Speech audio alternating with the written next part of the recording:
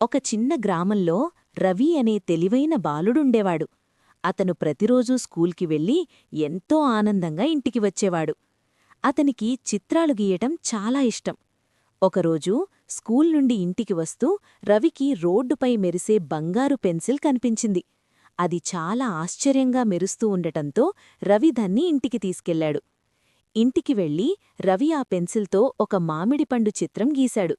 అకస్మాత్తుగా ఆ మామిడి నిజంగా కాగితం నుంచి బయటకొచ్చింది. అది మాయా పెన్సిలని రవికి అర్థమైంది. రవి ఆ మాయా పెన్సిల్తో బొమ్మలు, చాక్లెట్లు గీశాడు. అవన్నీ నిజమయ్యాయి. రవి చాలా సంతోషించాడు. ఒకరోజు స్కూల్ దగ్గర పేద పిల్లలు ఆహారం, పుస్తకాలు లేక బాధపడుతుండటం చూసి రవికి చాలా బాధ కలిగింది. వెంటనే మాయా పెన్సిల్తో వారికి ఆహారం, పుస్తకాలు, బట్టలు గీశాడు. అవన్నీ నిజమయ్యాయి. పిల్లలు ఎంతో ఆనందంగా రవికి ధన్యవాదాలు చెప్పారు. అప్పుడు మాయా పెన్సిల్ ప్రకాశించి మాయమైంది. ఇతరులకు సహాయం చేయడంలోనే నిజమైన ఆనందం ఉందని రవి నేర్చుకున్నాడు. నీతి: మంచి మనసుతో చేసిన సహాయం ఎప్పుడూ గొప్పదే. పిల్లలు, ఈ కథ మీకు నచ్చిందా?